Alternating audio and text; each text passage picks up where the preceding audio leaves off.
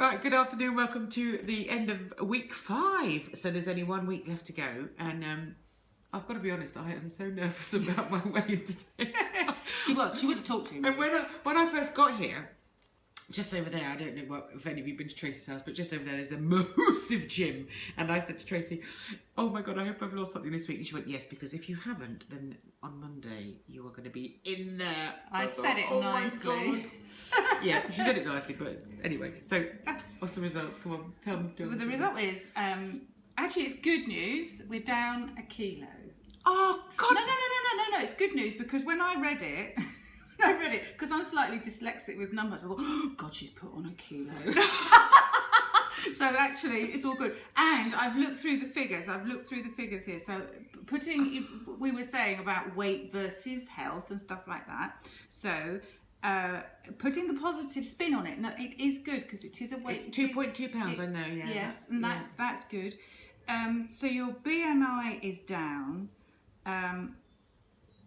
But we've got the scales, and they chuck out a load of information, and it says that your muscle mass is at 70 kilos of you. 70 kilos is muscle, which it had gone down, and even better news, health-wise particularly, your visceral fat level, so that's the stuff that's around your inside, not on the outside, has gone down to 15.5. Now that was at its highest was 17.5. So that's good news. So that inulin that you've been taking, I reckon, has actually been now beginning to see results for it, and you're losing fat as well. So you've lost. You were 55.2 on a certain leg, and now you're 52.9, so you're down. Your arms have lost about 3%. They were 63, so now they're down to, well, not quite 3%, but they're down. So it's all down. Basically, it's all down, and it's all down in the right place. Yeah, and I suppose 1 kilo is probably the minimum that I'd have wanted to lose, really. Well. Yes, but you do have really high expectations, and it's not your fault that you've got high expectations. It's because the diets you've been on in the past have all given you this massive weight drop. The fact that you haven't been able to keep it off or keep doing them for long enough, to apart from the other one. But even then, it was not sustainable, was it? When you finished it, it wasn't sustainable. No. So no, I am pleased, and I'm sure everybody else will be pleased for you as well. I know you know, but you really, you've done really well. I know. So my total now is what, about £20, isn't it? Yeah. Well, you know what my mass is like. So. Yeah. Yeah, I suppose. So if I could just lose another £8 in the next 5 days, then it's 2 stone in my 6-week challenge. So most people, if you said to any health-related anybody in the health industry, and you said, "Oh, this person wants to lose 2 stone in 6 weeks," they go, that's not realistic. That's not. No, but it's realistic when you're big, isn't it? Somebody, you couldn't lose 2 stone in a 6-week period unless you chopped your head off or something. And trust me, there are machines in that gym that probably could do that. Don't try that at home. But when you're my size, to be honest, probably the first 5 or 6 pounds is fluid. Anyway, isn't it? Sort of like the first. Well, it can be, yeah. Just depends. I don't feel so puffy. I do feel. I feel much healthier. I feel much more bendy. I feel my skin's better. But something that was very interesting yesterday. I said that thing about the gluten. I thought there was some sort of gluten problem or the carbohydrate problem. Yeah. Well, I went out for dinner last night with my cousin, and we were supposed to go to one particular restaurant. When we got there, it was a steak restaurant. We couldn't get in. So he said to me, "Oh, well, let's just go for an Indian." So I thought, "Oh yeah, I can have a tandoori chicken or something like that with no sauce." So I thought that'd be fine. So we went, and we had these tiny little naan breads, and I actually worked out this morning. I had 6 mouthfuls of naan bread last night. Just picked at it, and this morning I woke up, and do you know what? I do think I do have an allergy or some form of problem with carbohydrate, because my eyes were really puffy this morning, and that's the only thing that I ate that wasn't what I would call on my sort of healthy eating spectrum. Had you drunk enough? Were you properly hydrated? Yeah, I had quite a lot of water. Because sometimes that can happen. Conversely, you think if you didn't have enough water, that didn't drink enough, that you would wake up and be like that, but actually you can get quite busy. No, my eyes were really puffy and really quite, and I felt quite, I wouldn't say dozy, but I didn't wake up as easily and as quickly as I have been doing the last few weeks. But anyway, so this week my food's been great. I've not done anything that I shouldn't have done. No. Perhaps there'll be a big whoosh moment at the end. You've still been fighting against your knee problem, haven't you? So you probably no, my knee pinged back actually. I can't even blame my knee this week. In that case, you have to work on your intensity when you go out for your walks. You need to maybe start adding in, because your body, it keeps up with you. It's not daft; it adapts. So it will adapt to you.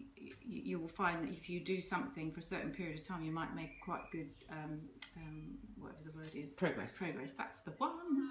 And then what will happen if you just keep doing it, well, you don't actually stress yourself any further, you plateau, and then eventually you start going down the other side.